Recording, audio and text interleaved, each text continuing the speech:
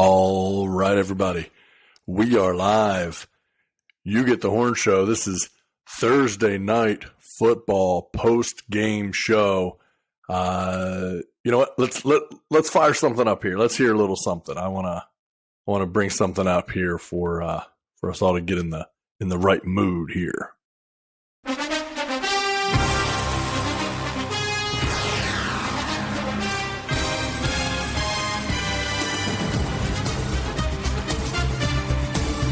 That's right. That is right. All right. Thursday night football post-game show. You Get the Horns. We are live. Really, really good game to watch between the Baltimore Ravens, Tampa Bay Buccaneers.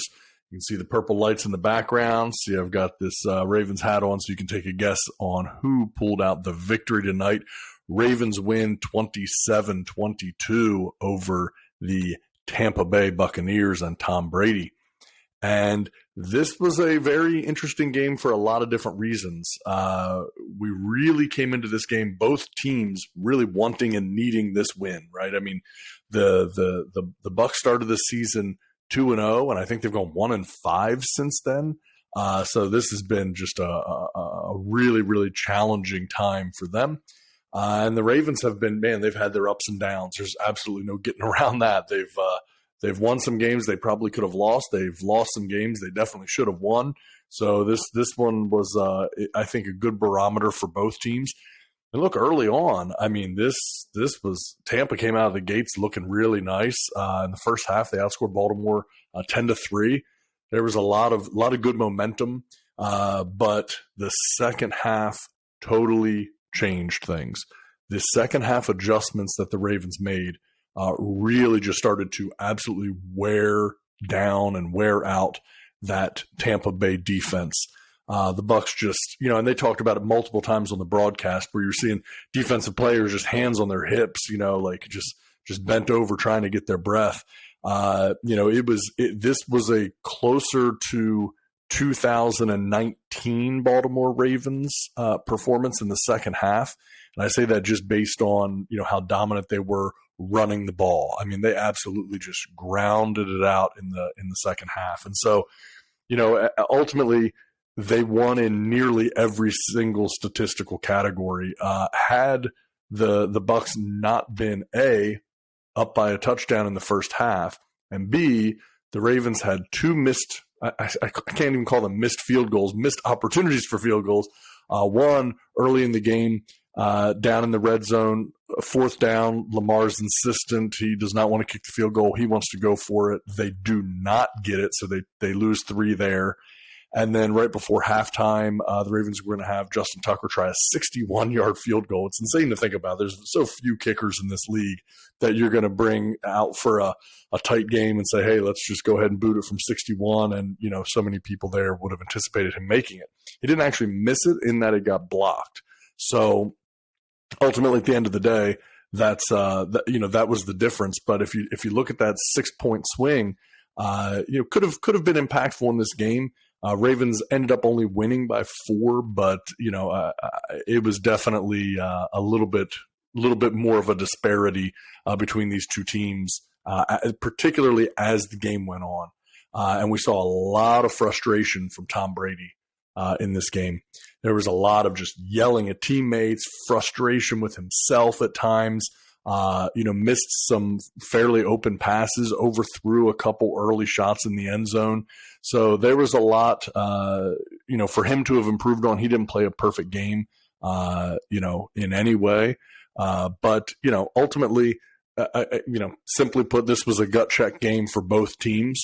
And the Ravens managed to pull it out. So when I say that they won in every statistical category, they had 74 plays to Tampa's 62.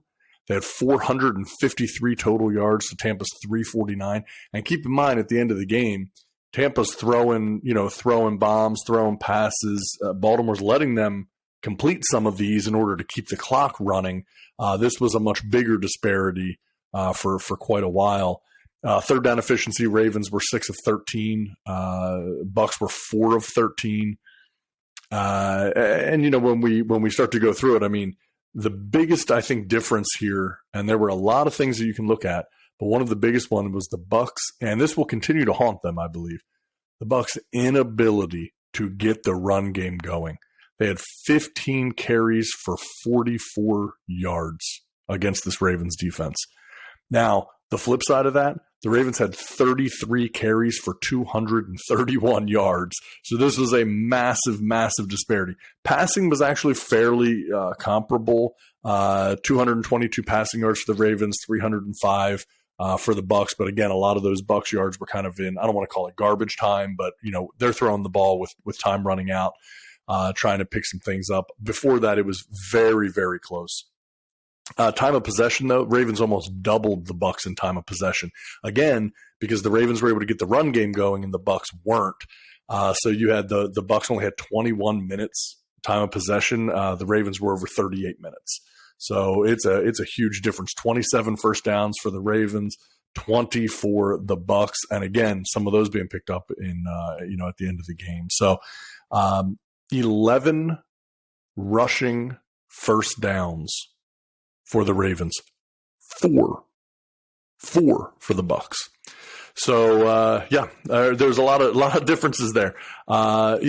Statistically, I think right up until the end of the game, I mean, Brady hadn't even thrown a touchdown, for the game. So his stats in terms of completions and yards, not terrible. He ended the game 26 of 44, 325 yards and a touchdown, which sounds maybe a little bit better than it was. He was really struggling and getting frustrated. Lamar Jackson went 27 of 38 for 238 yards and 2 touchdowns. And then Lamar also ended up having 9 carries running the ball for 43 yards. So Lamar ends with a quarterback rating of 104.9, so 105 quarterback rating to 89.7. So we'll call it 90 for Brady. So, really in every way, this was a game where the Bucs pretty well got outplayed, particularly in the second half of the game. I mean, the Ravens were very well rounded in the second half. When you look at running the ball, Gus Edwards ended the game 11 carries for 65 yards. Kenyon Drake, who's really actually been playing very well for that team, 7 carries for 62 yards. Lamar, I already mentioned, 9 carries for 43 yards. Devin Duvernay, who's a wide receiver, had 2 carries for 33 yards and a touchdown. Justice Hill, 4 carries for 28 yards. So, I mean, if you look, the lowest average yards per carry was actually Lamar Jackson at 4.8.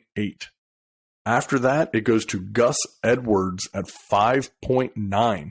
So the Ravens running backs, it was 5.9, so 6 yards a carry for Gus Edwards, 8.9, 9 yards a carry for Kenyon Drake.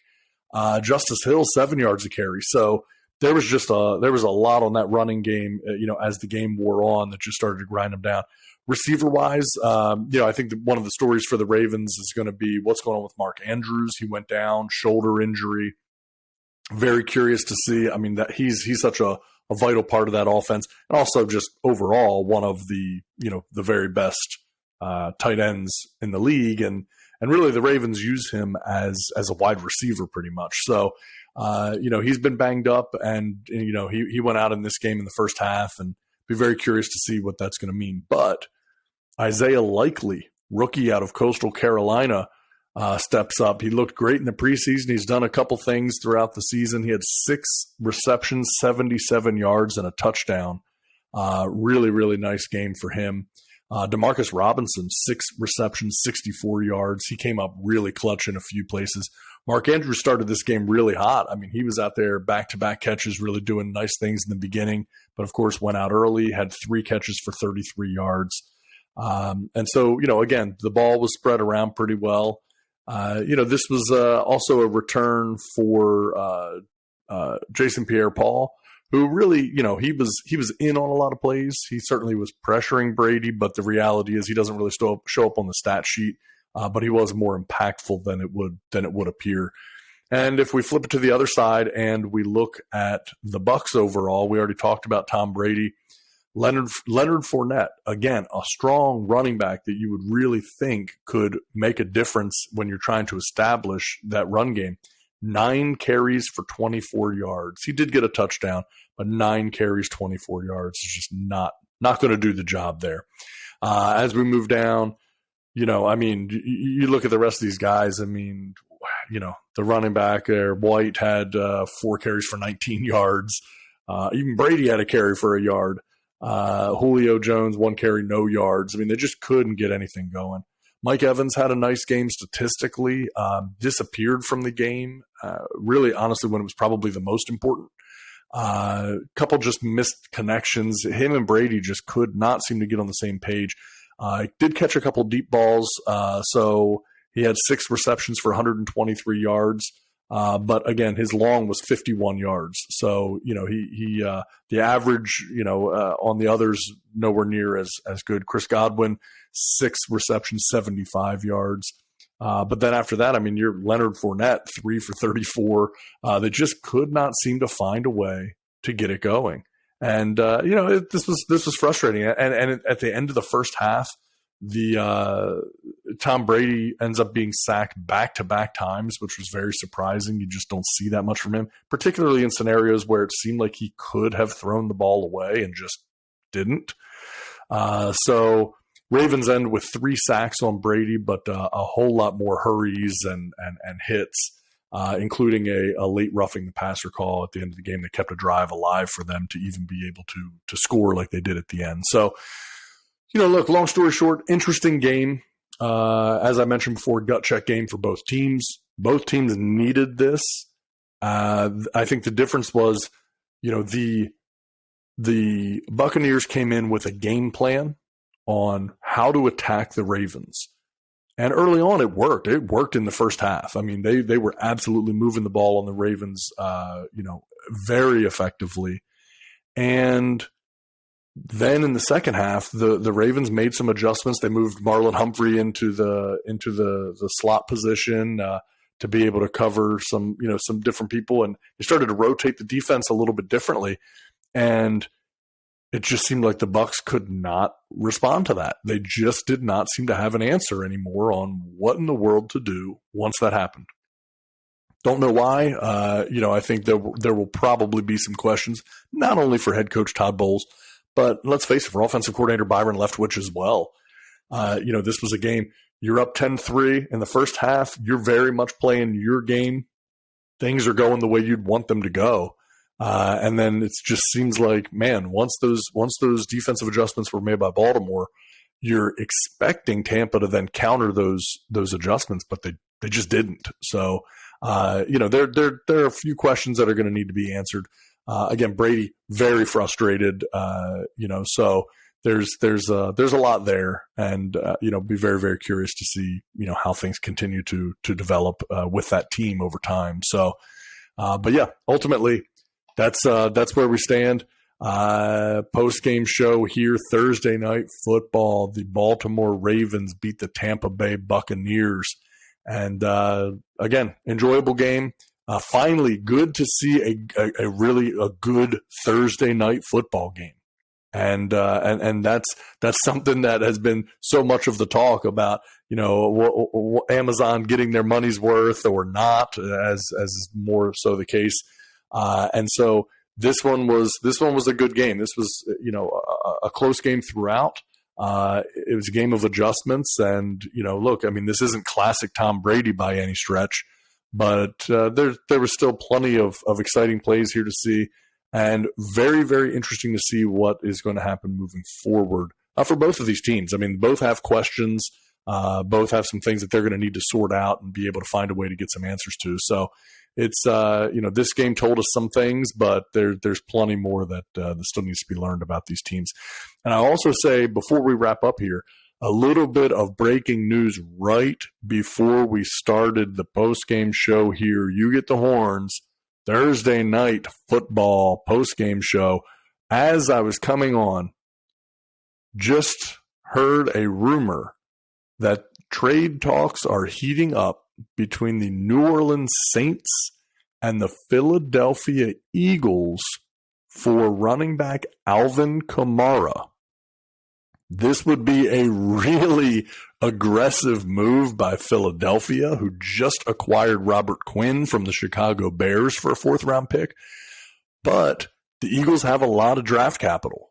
They really do. And so, if they have that ability and they see that they can make a move and bring in a guy like Alvin Kamara, who, man, what a dimension that he would bring to that Eagles team, and that running game and just the versatility that he brings. A Jalen Hurts working with an Alvin Kamara and the other weapons that they have there could be awfully interesting. So we don't know for sure what's going to happen with that, at least, not as of the time that I'm, putting this together. But that is the rumor just breaking now, is that those trade talks are heating up between the New Orleans Saints, Philadelphia Eagles for Alvin Kamara. So keep an eye on that. You might be seeing Alvin Kamara on the move and wearing green there in the city of brotherly love. So that's what we'll wrap up with. A little bit of breaking. I don't even want to call it breaking news, but breaking conjecture. Some curiosity there. So we'll see what happens with that. In the meantime, everybody, have a great night. We'll talk soon. You get the Horn Show.